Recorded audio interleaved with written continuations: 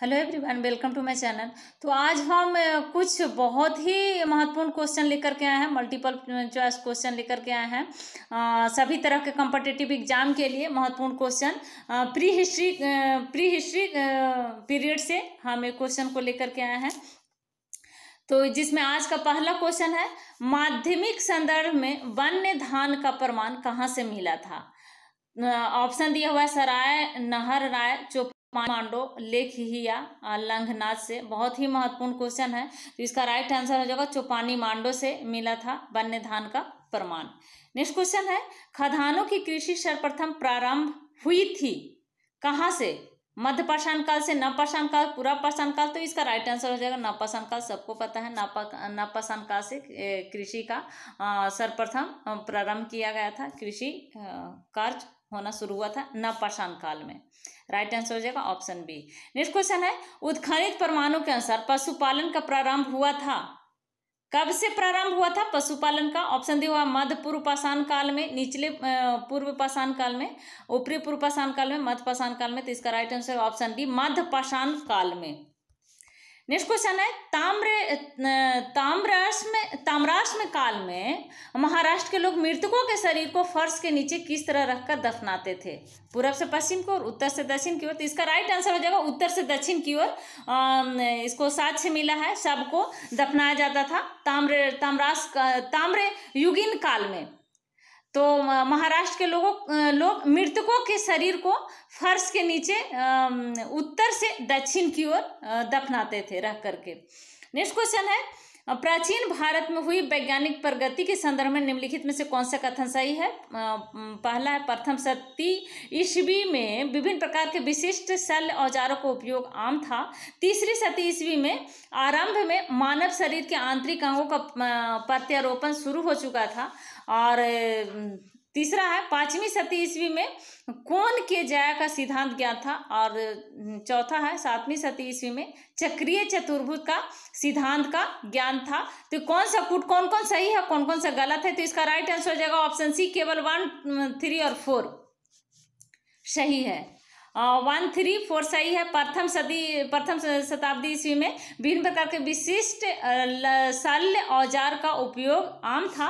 और दूसरा में है कि तीसरी सदी ईस्वी में आरंभ में मानव शरीर का, ये नहीं होगा, गलत हो जाएगा। तीसरा है, 5वीं सदी ईस्वी में कोण के ज्या का सिद्धांत ज्ञात था, तीसरी शताब्दी में।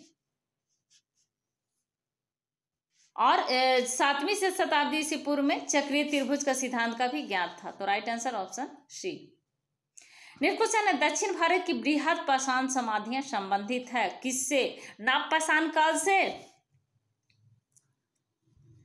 या फिर पूर्वी भारत से?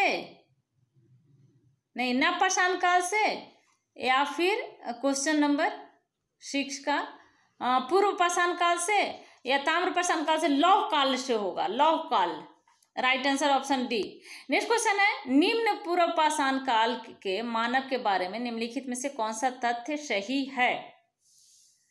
निम्न पूर्व पाषाण काल में का कौन सा तथ्य सही है? तथ्य पढ़ लेते हैं। वह कोर उपकरणों का प्रयोग करता था, वह पॉलिशदार कुल्हाड़ियों का प्रयोग करता था, वह पशुपालक था, वह लघु पाषाण उपकरणों का प्रयोग करता था। इसका राइट आंसर हो जाएगा ऑप्शन ए, वह कोर उपकरणों का प्रयोग करता था। नेक्स्ट क्वेश्चन है, प्राचीनतम कलाकृतियों का प्रमाण संबंधित है। तो ये राइट आंसर हो जाएगा उच्च पूर्व पाषाण काल से। उच्च पूर्व पाषाण काल से प्राचीनतम कलाकृतियों का प्रमाण संबंधित है। Right answer option C. Next question है, सराय, नहर राय और महदहा संबंधित है गंगा घाटी की मध्य पाषाण संस्कृति से। सराय, नहर राय और महदहा संबंधित है गंगा घाटी की मध्य पाषाण संस्कृति से। नेक्स्ट क्वेश्चन है, निम्नलिखित में से किसे फलक संस्कृति कहा गया है? फलक संस्कृति, तो मध्य पूर्व पाषाण कालीन संस्कृति को फलक संस्कृति कहा गया है, मध्य पूर्व पाषाण कालीन संस्कृति को। नेक्स्ट क्वेश्चन है, सिहावल एक पूरा स्थल है। तो यह निम्न पूर्व पाषाण संस्कृति का यह स्थल है सिहावल, निम्न पूर्व पाषाण काल का।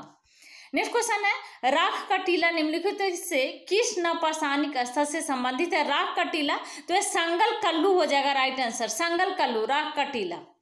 नेक्स्ट क्वेश्चन है, राख के टीले किस क्षेत्र की नवपाषाणिक संस्कृति से संबंधित है? दक्षिण भारत,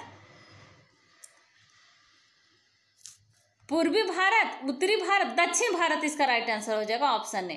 नेक्स्ट क्वेश्चन है, बृहद पाषाण स्मारकों की पहचान की गई है, तो राइट आंसर हो जाएगा मृतकों को दफनाने के स्थानों के रूप में बृहद पाषाण स्मारकों की पहचान की गई है। नेक्स्ट क्वेश्चन है क्वेश्चन नंबर 15, दक्षिण भारत की महापाषाणिक समाधियां किस काल से संबंधित मानी जाती है, तो यह लौह काल से संबंधित मानी जाती है। दक्षिण भारत की महापाषाणिक समाधियां लौह काल, लौह काल यानी लोहे का आविष्कार हो गया था इस काल में, इसलिए इसको लौह काल कहा गया है। नेक्स्ट क्वेश्चन, प्राचीन काल में आर्यों को जीविकोपार्जन का मुख्य साधन क्या था। प्राचीन काल में तो कृषि था, वहाँ प्राचीन काल में लोगों का जीविका का मुख्य साधन कृषि था।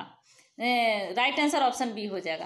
नेक्स्ट क्वेश्चन, निम्नलिखित में से किसको चालकोलिथिक युग भी कहा जाता है। चालकोलिथिक युग, चालकोलिथिक युग ताम्रपाषाण युग इन सभ्यता को कहा जाता है। कॉपर एज को चालकोलिथिक युग कहा गया है। नेक्स्ट क्वेश्चन हो जाएगा, लंबवत पुरातात्विक उत्खनन के द्वारा किसी संस्कृति के इनमें से किस पक्ष का विशेष ज्ञान होता है। इसका राइट आंसर है संस्कृति के काल का मापन।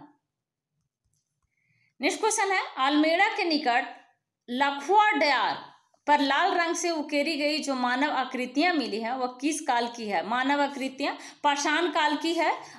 अल्मेड़ा के निकट लखुआ डयार पर लाल रंग की उकेरी गई जो मानव आकृति मिली है वो है पाषाण काल की आकृति।